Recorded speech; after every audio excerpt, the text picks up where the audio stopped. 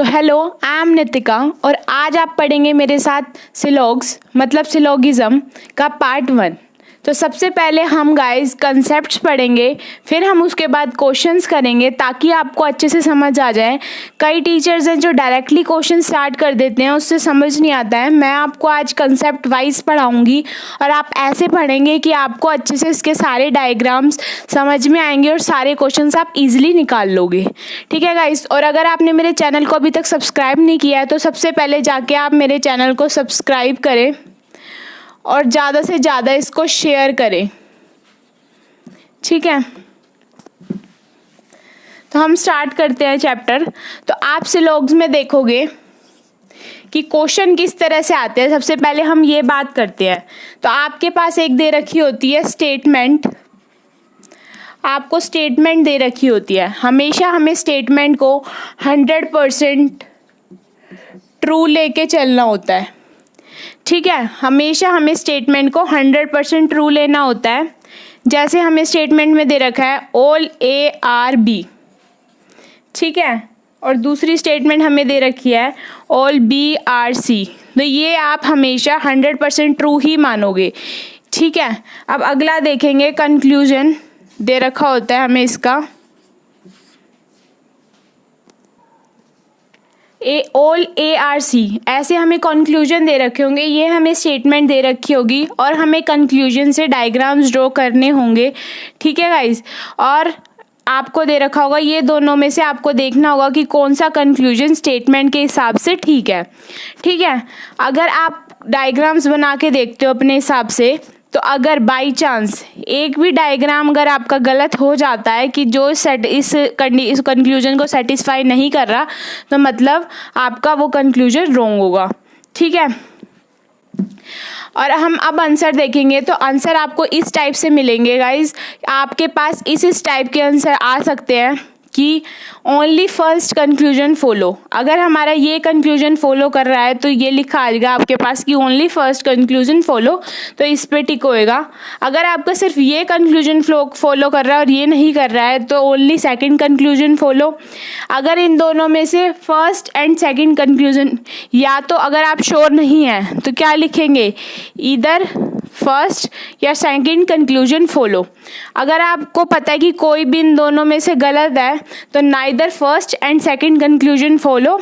ठीक है, और लास्ट क्या है, अगर दोनों ठीक है, आपके दोनों ठीक है तो क्या लिखेंगे, both first and second conclusion follow. तो इस टाइप का क्वेश्चन आता है, इसे हम आगे करेंगे। हम सबसे पहले कंसेप्ट्स देख लेते हैं और स्टेटमेंट के टाइप्स देख लेते हैं कि किस किस टाइप की स्टेटमेंट होती है। तो इसमें हम 4 टाइप की स्टेटमेंट पढ़ेंगे, जिसको हम बोलेंगे पहली स्टेटमेंट ए टाइप स्टेटमेंट। इसमें क्या होगा कि ऑल जैसे आएंगे, ऐसे लिखा आएगा इसमें, जैसे ऑल ए आर बी। ठीक है, आपके पास ऐसा लिखा आएगा। इसका मतलब अगर हम इसका एग्जांपल ले लेते हैं तो ऑल पेन्स आर मार्कर्स, ये आपकी स्टेटमेंट आ सकती है। ठीक है, आप तो ऐसी आपके पास स्टेटमेंट आएगी तो आपका डायग्राम कैसे बनेगा, जो पहला है वो किसके आएगा, अंदर बाहर वाले के ऑल ए, जो सारे ए हैं, आर वो क्या है, बी। तो जैसे जो सारे ए है वो क्या है, बी। ठीक है, तो इसका डायग्राम बनेगा ऐसे। और भी तरह से बन सकते हैं। ठीक है गाइज, अगली स्टेटमेंट हम पढ़ेंगे I type statement. I type statement में क्या होगा, सम वर्ड यूज करेंगे हम। तो सम को क्या लिखेंगे, सम ए आर बी। ठीक है,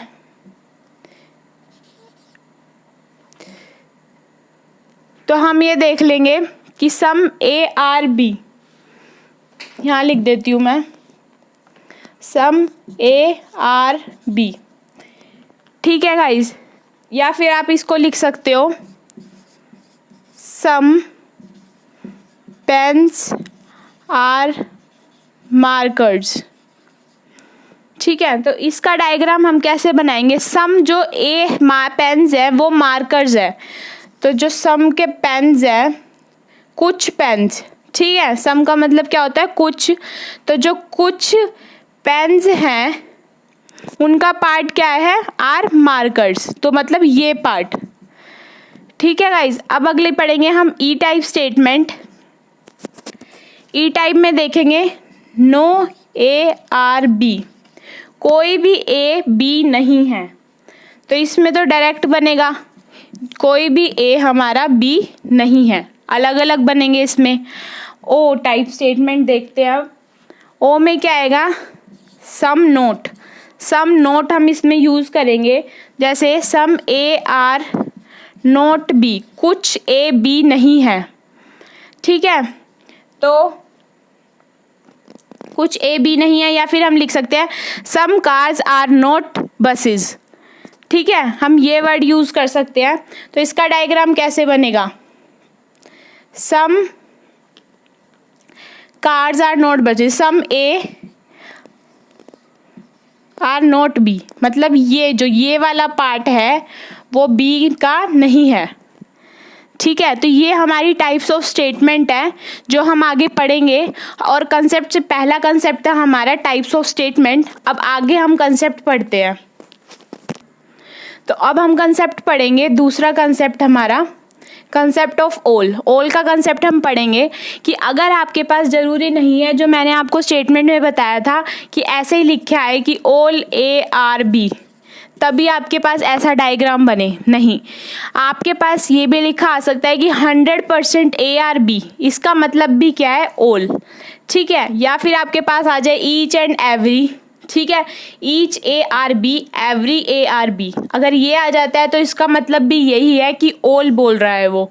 ठीक है, आप ये चीज़ याद रखें। और आपके पास सिर्फ लिखा आ जाता है, आगे अगर आपके पास कुछ भी नहीं लिखा हुआ तो आपका इसका मतलब यही है कि, इसका मतलब है कि all A are B, that means all A are B, कि जो सारे ए हैं वो बी के अंदर हैं। ठीक है, ऐसे ही बी आर सी, तो इसमें ऑल हमारा मेंशन नहीं है, लेकिन हम इसको ऑल की कैटेगरी में ही लेंगे। That means all B are C, जो ऑल बी हैं वो सी के अंदर है। ठीक है गाइस, अब हम कंसेप्ट पढ़ेंगे ओनली का, मतलब केवल। ओनली का मतलब होता है केवल। तो ओनली ए आर बी, केवल ए बी हैं। इसका मतलब क्या होता है गाइस, कि जो सभी बी हैं, सभी बी ए हैं, इसका मतलब ये होता है। हमेशा जब भी आपके पास लिखा आ जाए ओनली ए आर बी, मतलब जो पीछे वाली चीज़ है वो हमेशा अंदर आएगी, जो आगे वाली है वो हमेशा बाहर होएगी, कि जो सभी बी हैं वो ए हैं। ओनली ए आर बी का मतलब है जो सभी बी है वो ए है।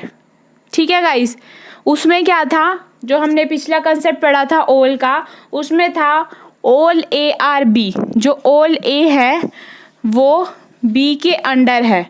ठीक है, लेकिन इसमें ओनली में हम क्या पढ़ेंगे कि जो सभी बी है वो ए के अंडर है। ऐसी ओनली बैंक आर कैश, तो जो बैंक है, मतलब जो ये देख लो कि आप जो पीछे वाली चीज़ है वो हमेशा अंदर आएगी। तो जो ओनली बैंक आर कैश, जो बैंक है उसके अंदर कैश है, सभी बैंक के अंदर कैश है। ठीक है, ये हो गया हमारा कंसेप्ट ओनली का। तो अब हम कंसेप्ट पढ़ेंगे सम का, जिसका सम का मतलब होता है कुछ। तो आपके पास कभी भी सम लिखा आ जाए स्टेटमेंट में, उसकी जगह कौन कौन से वर्ड्स आ सकते हैं वो मैं आपको बताऊंगी, आप नोट डाउन भी कर सकते हो। सम की जगह आपके पास अगर लिखा आ जाए few, at least, seldom, generally, occasionally, frequently, maximum, minimum, rarely, are always consider as some, हमेशा ये सारे वर्ड्स कंसीडर क्या होंगे, सम में।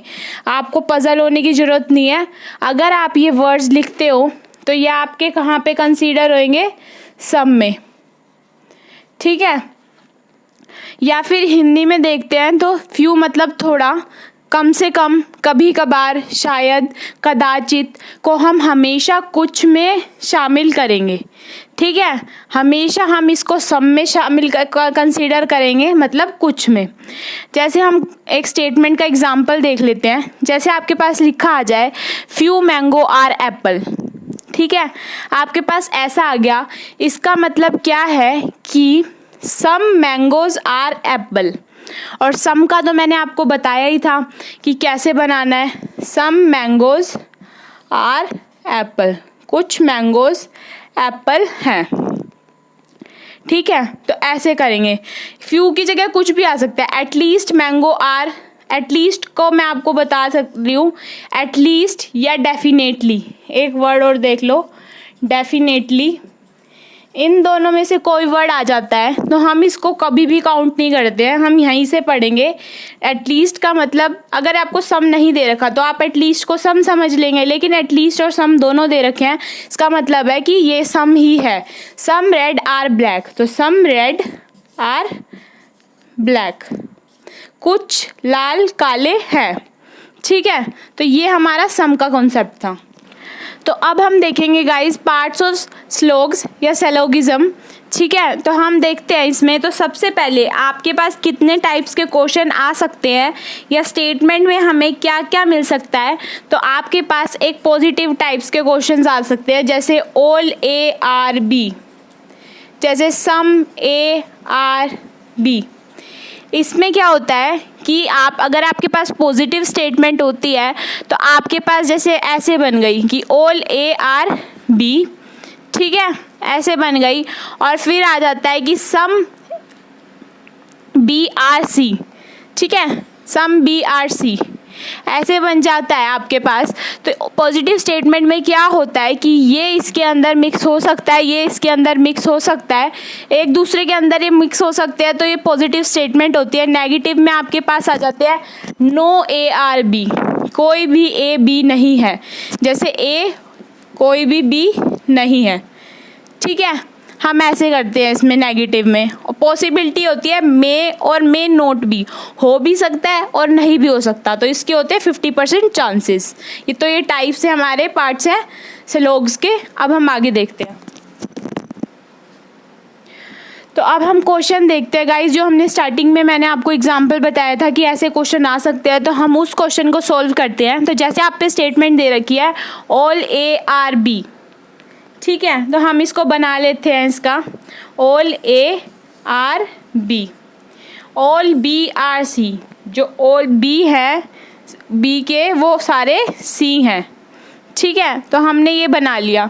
अब हम देखेंगे कंक्लूजन कि कौन सा इससे मैच करता है। ऑल ए आर सी देखेंगे, जो ए हैं वो सी है, सारे के सारे जो ए हैं वो सी के अंदर है, ये बात सही है। और अगर आप इसकी बाउंड्री सेम भी कर सकते हो, हम इसको एक और तरह से बना सकते हैं। हमने जैसे ए की बाउंड्री कर दी, ठीक है, बी के अंदर हमने बी की बाउंड्री भी यही रख दी, सी की भी यही रख दी, तो हम इसको ए बी सी, तो एक दूसरे के अंदर आ रहे हैं, इसमें भी आ रहे हैं और इसमें भी आ रहे हैं, ठीक है। हम इसमें हर पॉसिबल फिगर बना के देखेंगे जो हमारी बनती है। तो इसमें ये दो फिगर्स बन रही है, तो हम इसमें देखेंगे कि जो सारे ए हैं वो सी हैं, ऑल ए आर सी, कि जो ए के सी के अंदर है ए, सही बात है, और इसके हिसाब से भी ये मैच कर रहा है, मतलब ये हमारी कंडीशन ठीक है। अब अगली देखते हैं ऑल ए आर बी। अब आप सबको लग रहा होगा कि ये कंडीशन भी ठीक है कि ए के अंदर है बी, लेकिन ये कंडीशन हमारी गलत है। क्यों गलत है हमारी ये कंडीशन? क्योंकि स्टेटमेंट कभी भी सेम, बिल्कुल एज इट इज़ सेम नहीं हो सकती।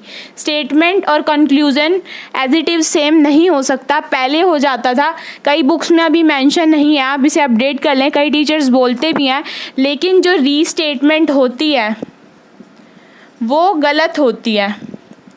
रीस्टेटमेंट हमेशा गलत होगी, बिल्कुल सेम गलत होगी। लेकिन अगर आप इसको देख लें, अगर ये आपके पास लिखा हो ऑल बी आर ए, तो ये हमारी रीस्टेटमेंट नहीं है, इसमें बी हमारा आगे है और ए पीछे है, तो ये हमारी रीस्टेटमेंट में नहीं कहलाएगी, लेकिन ये हमारी रीस्टेटमेंट है, इसलिए गलत हो जाएगी। तो आंसर क्या होगा हमारा?